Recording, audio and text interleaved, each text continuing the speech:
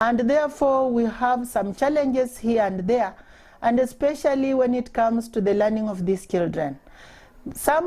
Many of the parents of my parents in this school don't support their children. The percentage of parents who support their children is very minimal. And therefore, maybe I just want to inform the parents that these children are not different from their children. Sometimes they say, Mwalimu, I have to pay fee for my child before I take this one of yours. I just want to say that these children need support from their parents, just like any other children. Like you can get, sometimes even these children are not taken away when we close the school. You will get that sometimes we have closed down the school and you remain in the school with 2 to 3 children. The parents have not collected them. And I think that is lack of, they are not responsible. So maybe what I can just say, that parents of our children should love them just like they love any other child. They should also support them. They should count upon them as their own children. Thank you. Today we are talking about inclusion in our education sector. And our children, like I said, like we do not only have the visually impaired in the school. We even have a special class for the hearing impaired. We have learners, even we have others who are mild physically impaired. And we have a small percentage of those ones who are not disabled. So these learners, as they are here, they interact so well. We have those that are mild cerebral palsy and they are multiple, but they coexist with others. So our school has no problem with inclusion. Like the health of our learners, it's true that they learn that they need that special attention when it comes to health. Like when our learners or our children here are sick, we have health centers around. Like we have Lunganyiro Dispensary, we have Matungu Sub-County Hospital, where we take our learners for treatment when they are sick.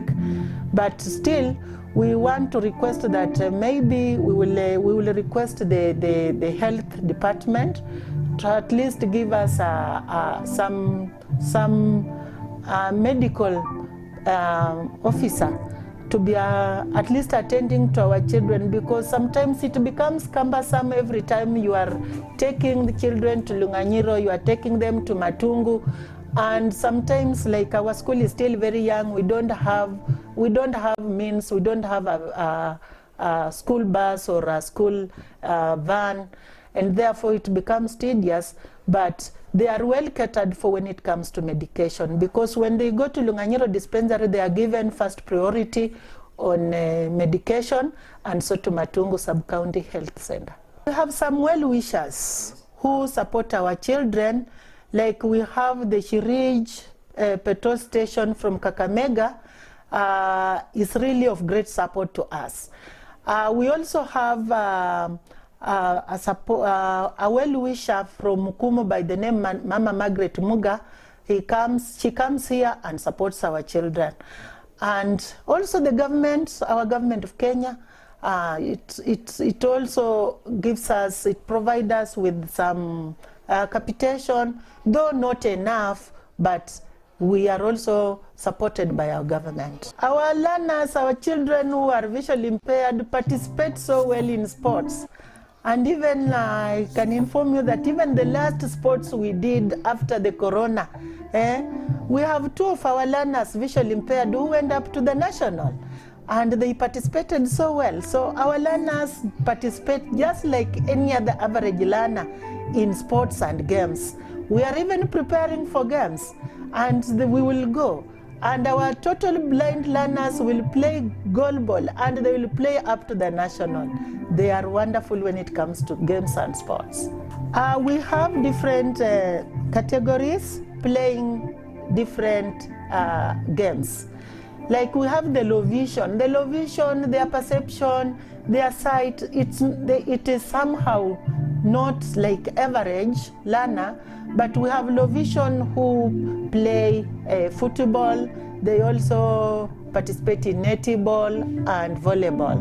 But we have a special game for the total blind learners, that is goalball. So goalball is like a sitting volleyball. So they play so well. They use a sounding ball to help them trace the direction of the ball, and they play so well and they participate well, and it makes them feel good because they play just like other learners or other children. The equipment and the material that are used in games for learners who are visually impaired are very expensive. For example, the sounding ball is not easily accessed because it is expensive. Sometimes you can just get it from a well-wisher, and it is not easily found. So you get that when the time we want to play, sometimes we improvise, taking maybe, at school we just take maybe the polythene bags, we make them and put some sounding material inside so that the learners may follow the direction of the ball. So we have challenges when it comes to the material and equipment used in games for the visually impaired. First, I'll start with the strength. The strength of the school is that at least for the last 5 years, because the school was full-fledged and we moved to this piece of land in the year 2017. So it is 5 years down the line, and we want to say that at least we have some 5 classrooms which are permanent classrooms, and they were built by the CDF Matungu constituency. We also have 1.5. We started on a 3/4 acre of land, but now we are almost having 2 acres of land, 1 3/4 acre of land. So that is at least a strength. Though we don't have enough infrastructure, like we don't have a dormitory, we don't have a dining hall, we don't have a kitchen, we don't have a big playground, and we even don't have so many equipments when it comes to braille work. Like here we have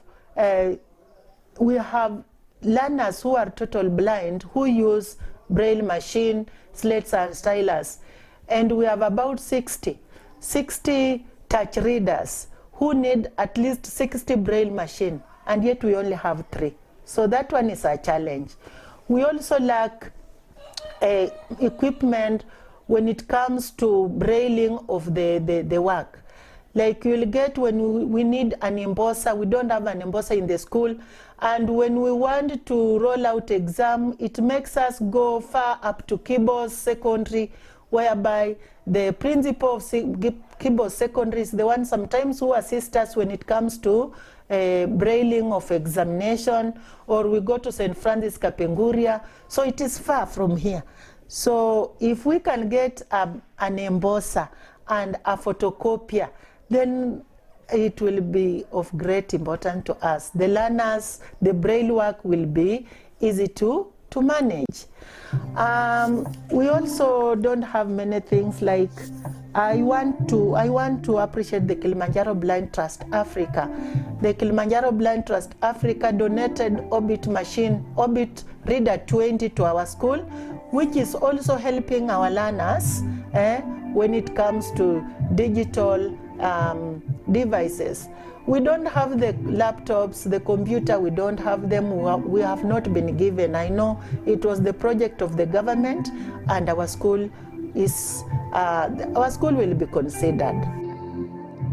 But the question remains, how available is teaching materials available to such institutions in Kenya, like the use of braille machines?